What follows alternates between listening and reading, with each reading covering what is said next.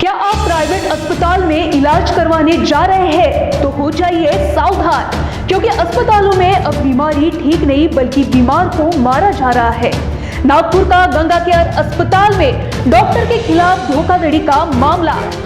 पिता को न्याय दिलाने के लिए बेटे मोनाल थूल ने डॉक्टर की लापरवाही का आरटीआई से किया खुलासा। गंगा केयर अस्पताल सुर्खियों में। यदि आप गंगा केयर अस्पताल में इलाज करवाने जा रहे हैं तो हो जाइए सावधान। शहर के बहुचर्चित अरुण लक्ष्मण थूल मृत्यु प्रकरण में करीब 2 साल से चली जांच के बाद आखिरकार पंचशील चौक गंगा केयर अस्पताल के 2 डॉक्टरों के खिलाफ धोखाधड़ी का मामला दर्ज किया गया है। देखिए ये खास रिपोर्ट। अंबेडकर नगर धर्मपेट निवासी मोनाल थूल के पिता अरुण थूल को पंचशील चौक स्थित गंगा केयर अस्पताल में 17 अक्टूबर 2020 को भर्ती किया गया था। अरुण को भूख न लगना और कमजोरी की शिकायत थी, जिसके इलाज करने उन्हें गंगा केयर अस्पताल ले जाया गया। प्राथमिक जांच डॉक्टर अश्विनी कुमार खाड़ेकर ने की, जिसके बाद उन्हें आईसीयू में भर्ती कर दिया गया। 21 अक्टूबर को अरुण को आईसीयू से निकालकर जनरल वार्ड में शिफ्ट किया गया, जिसके बाद अरुण के बेटे मोनाल ने अरुण का डायपर खून से भरा होने की जानकारी दी। आनन फानन में उन्हें दोबारा आईसीयू में भर्ती किया गया, जहां अरुण की मौत हो गई, जिसके बाद अरुण के शव को पोस्टमार्टम के लिए मेडिकल अस्पताल भेजा गया। जिसके बाद मोनाल थूल ने अस्पताल प्रशासन की लापरवाही बरतने की शिकायत सीताबर्डी पुलिस स्टेशन में की, जिसके 2 साल बाद अब इस मामले को लेकर गंगा केयर अस्पताल के 2 डॉक्टरों पर मामला दर्ज किया गया है। आपको बता दें, राज्य में यह पहला प्रकरण है जिसमें 2 डॉक्टरों पर लापरवाही बरतने से मौत होने का मामला दर्ज किया गया है। इसमें जो डॉक्टरों के खिलाफ मामला दर्ज किया गया है उनमें नाम डॉक्टर अश्विनी कुमार खाड़ेकर और डॉक्टर वरुण भार्गव शामिल है, जो गंगा केयर अस्पताल में है। महाराष्ट्र टीवी 24 के लिए पारस बैसवारे, नागपुर। हॉस्पिटल पंचशील स्क्वायर यहाँ पर 17 अक्टूबर 2020 को एडमिट किया था। उन्हें अशक्तपना मतलब कमज़ोरी महसूस हो रही थी। साथ ही साथ उनको भूख न लगने की वजह से हमने जांच के लिए वहाँ पर लेके गए थे। वहाँ पर जांच के लिए ले जाने के बाद में वहाँ पर डॉक्टर खांडेकर इन्हें हमें पहले दिखाया, डॉक्टर अश्विनी कुमार खांडेकर। इन्होंने जब जांच के लिए लेके जाने के बाद उन्होंने सीधे आईसीयू में भर्ती करने की हमें बताया और 17 तारीख को उन्हें आईसीयू में एडमिट किया गया था। उसके बाद में एडमिट करने के बाद में 21 तारीख को उन्हें जनरल मतलब नॉर्मल वार्ड में शिफ्ट किया गया था कि उनकी अभी मतलब तबीयत में सुधार हो गया था। उस कारणवश उन्हें वार्ड में जनरल वार्ड में शिफ्ट किया गया था। सारी चीज़ें ठीक चल रही थी, बट उनको कैथेटर जो था, एक यूरिन कैथेटर जो होता है, वो गलत तरीके से लगाया गया था पहले ही दिन 17 तारीख को। क्योंकि उन्हें यूरिन का किसी भी तरह का कोई तकलीफ़ नहीं थी, कोई भी प्रॉब्लम नहीं थी यूरिन से ब्लड आने की, जो कि उनके वहाँ पर मतलब सभी को पता भी था। हमने उस चीज़ के लिए एडमिट भी नहीं किया था। बट 17 तारीख से ही जब उनको कैथेटर लगाया गया, उसके बाद से ही ब्लड आना शुरू हो गया था। तो उसके बाद में उन्होंने कहा कि ये हिमेचूरिया है, ये नॉर्मल है, ये ठीक हो जाता है 2 दिन में। बट ऐसा हुआ नहीं। 28 तारीख की सुबह मतलब पिछले कुछ दिनों से 22-23 तारीख से ही कुछ डॉक्टर तो देखने भी नहीं आए थे। बट 28 तारीख को अक्टूबर महीने में सुबह के वक्त जब कपड़े चेंज करने के लिए आते थे तो कुछ दिनों से पहले से नहीं आ रहे थे, मतलब मुझे जाने ही नहीं दिया जा रहा था, मुझे बाहर भेजा जाता था। पर वहाँ पर जब मतलब वार्डन जो होता है, रूम बॉय जो होता है, तो वो रूम बॉय ने चेक करने के लिए मतलब कपड़े चेंज करने के बाद में जो डायपर होता है वो लेके जा रहा था। तो मैंने देखा कि पूरा खून से भरा हुआ था। जब मैंने कर्टन साइड करके जब देखा कि क्या हो रहा है अंदर में, तो देखा कि जो यहाँ गुप्त अंग जो होता है वहाँ पर यूरेथ्रा पर वो बैंडेड कर रहे थे, स्टिचिंग मतलब बैंडेड कर रहे थे। तो मैंने पूछा ये क्या है, तो उनका ऐसा कहना था वहाँ के नर्सेस का वगैरह कि ये बहुत दिनों से हो रहा है, कोई टेंशन की बात नहीं है, आप डॉक्टर खांडेकर से बात कर सकते थे। उसके बाद में मैंने आरएमओ से भी बात किया, बट आरएमओ ने मुझे कभी भी किसी भी तरह से कोई इंटरटेन किया नहीं, मेरे से बात नहीं करता था, ना कुछ मुझे सही जवाब देता था। वो कभी भी उससे कुछ भी बात करो तो मेरे को नहीं मालूम, आप डॉक्टर खांडेकर इनसे बात करो, ऐसा हमेशा से उसका जवाब था।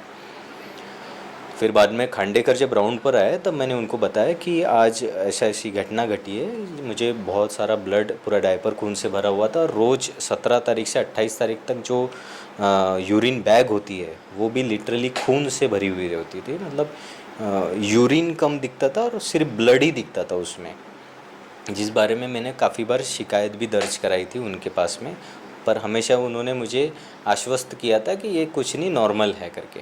बट पिछले 12 दिनों तक, मतलब 23 तारीख को डिस्चार्ज भी कहा गया था कि आप लेके जा सकते। मैंने तो उनसे गुजारिश की थी कि मुझे डिस्चार्ज ले जाता हूँ, बट ये जो यूरिन का जो प्रॉब्लम है ये सॉल्व होना चाहिए। तो यानी यूरिन का प्रॉब्लम पहले से नहीं था, नहीं हॉस्पिटल था, जाने के बाद ही शुरू हुआ था। बाद में मुझे पीएम रिपोर्ट में पता चला, उसे एक वर्ड होता है, हम लोग तो इतना टेक्निकली नहीं जानते हैं ना मेडिकल लैंग्वेज, तो बाद में मुझे पता चला उसे यूरेथ्रा रैप्चर कहा जाता है। मतलब वहाँ पे इंजरी हुई थी जिसके ऊपर में उन्होंने किसी भी तरह का इलाज नहीं किया।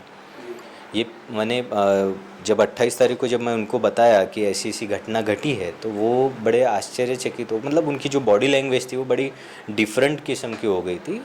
क्योंकि पहले वो आए, मैंने देखा कि कोई तो बताए इनको, किसी ने कुछ बताया नहीं। बाद में वो चेक करके दूसरे पेशेंट्स को जब देखने गए, उसके बाद में मैं उनको जाके बताया ऐसी ऐसी घटना आज हुई है, तो जैसे कि वो आए, इमीडिएट चेक किए, वो सिस्टर को बुलाया उन्होंने, उसके बाद में उन्होंने चेक किए कि क्या हुआ एग्जैक्टली। तो देखा कि वहाँ पर डायपर जब ओपन करके देखे तो वहाँ पर बैंडेड किया हुआ था। और इसकी जानकारी आप लोगों को बिल्कुल भी पहले से हमें तो बिल्कुल भी जानकारी नहीं थी कि इतना कुछ ज़्यादा हो चुका है, क्योंकि हम लोगों को तो हमेशा आश्वस्त किया जा रहा था कुछ आपका नहीं। ऐसा कहना है क्या कि पहले जब आपने लेकर गए थे हॉस्पिटल, जब कुछ भी प्रॉब्लम नहीं था, हॉस्पिटल लेकर जाने के बाद में ये सब प्रॉब्लम खड़ा हुआ? हाँ ना, मेरे पिताजी चलते हुए लेके गया था वहाँ पर, तो उनको स्पाइन का प्रॉब्लम भी स्टार्ट हो गया था। मतलब वो बेड से उठ भी नहीं पा रहे थे, वो प्रॉब्लम वहीं स्टार्ट हुई। उसके बाद में उनको जुबान को इतने छाले आ गए थे, बहुत ज़्यादा एक्सट्रीम छाले आ गए थे। बट उपचार के लिए वहाँ पर वो डॉक्टर मीनल गुप्ता जो है ईएनटी स्पेशलिस्ट, वो तो जिस दिन निधन हुआ उस दिन देखने आई। तो ऐसा उनका कहना है, बट जबकि हम वहाँ पर मौजूद थे, हमारे सामने डॉक्टर मीनल गुप्ता आई ही नहीं। हमारा यही कहना है कि ये जो दस्तावेज बनाए गए हैं, ये सारे दस्तावेज बनाए गए हैं अपने डॉक्टर्स को सेफ करने के लिए, क्योंकि सही तरीके से न्याय ना मिल सके और ख़ुद को कहीं तो भी सेफ रखा जा सके। इसीलिए मैंने मेरी जो प्राथमिक तकरार जो हम देते हैं चौकसी लगाने के लिए, तो उस तकरार में मैंने सभी चीज़ें स्पष्ट तौर पर लिखी गई थी कि इन सब चीज़ों की जांच हो। और जांच में ये जो आईपीडी पेपर जिसे कहा जाता है, आईपीडी पेपर मतलब ये भी मुझे बाद में पता चला, आईपीडी पेपर जो इंडोर पेपर होते हैं, डॉक्टर डेली जो ट्रीटमेंट करते हैं उसमें डेली मार्किंग देते हैं, तारीख और समय बताते हैं वो लोग। बट वहाँ पर बहुत से डॉक्टर जो आए ही नहीं। यूरेथ्रा का प्रॉब्लम जिस दिन हुआ उस दिन भी डॉक्टर नहीं आए थे, यूरो सर्जन। बहुत सी ऐसी चीज़ें हैं जो हुई नहीं है, जो जांच का भाग है। बिल कितने का बनाया गया था आपका हॉस्पिटल का? देखिए, दो चीज़ें होती है। हम बिल जो दिया जाता है सेंट्रल गवर्नमेंट की एक एम्प्लॉयज़ जो होते हैं, CGHS कहा जाता है, सेंट्रल गवर्नमेंट हेल्थ स्कीम होती है, तो बिल उनके द्वारा दिया जाता है, उसे स्कीम के तहत कहा जाता है। तो वो बिल उनको दिया गया, जबकि हमें बिल अमाउंट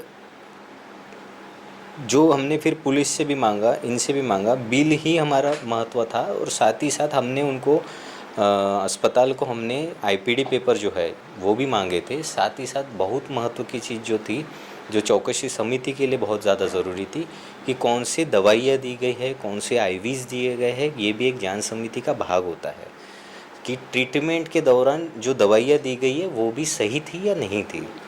तो अगर वो जांच समिति के सामने अगर नहीं रखे गए थे तो क्यों नहीं रखे गए थे, ये भी एक बहुत बड़ा सवाल मेरे मन में आ रहा था। तो उस संदर्भ में मैंने कुछ फॉलोअप्स लिए, पाठ पुरावा किया, कुछ आरटीआई में जानकारियाँ मंगाई। तो उसमें जब मैंने ये सब चीज़ों की जानकारियाँ मंगा रहा था तो उसमें मुझे पता चला कि बहुत सारे डिफरेंसेस है।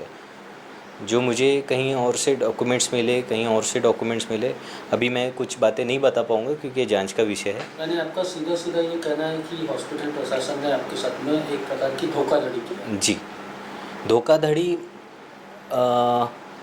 मेरे साथ करने से अच्छा मैं ये कहूँगा कि सरकारी यंत्रणाओं के साथ किया है, क्योंकि मुझे तो कोई डायरेक्ट डॉक्यूमेंट दिए ही नहीं उन्होंने। जो दस्तावेज दिए हैं वो सरकारी यंत्रणाओं को दिए हैं। तो हॉस्पिटल का क्या नाम है और कौन कौन से डॉक्टर थे, उनका पूरा नाम? अस्पताल का नाम है गंगा केयर अस्पताल।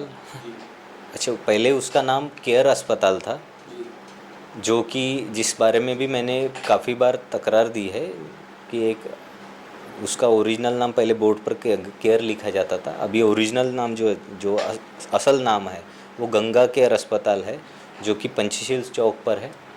और जो प्राथमिक उपचार करने वाले जो डॉक्टर थे, क्योंकि कोई भी डॉक्टर आता था तो वो जिनके हमेशा खिलाफ आपने FIR की? FIR की है, तो उनका नाम है डॉक्टर अश्विनी कुमार खांडेकर। और इस अस्पताल के जो सर्वा है जी। उनका नाम है डॉक्टर वरुण भार्गव।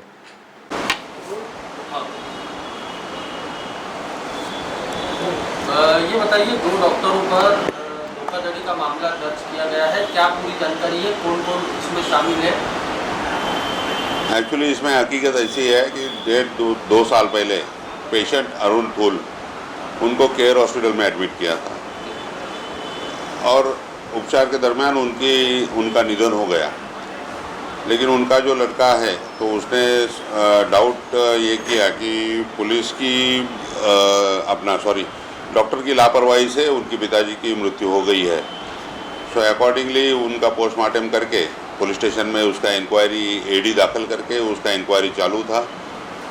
इंक्वायरी के दरमियान कुछ पेपर्स हमने हॉस्पिटल से मंगाए थे और उसका मुआयना करने के बाद में, और फिर उनका जो लड़का है मोनाल थूल, उन्होंने भी बहुत जगह पे कंप्लेंट एप्लीकेशंस वगैरह किया था और उसके बारे में इंक्वायरी हुई।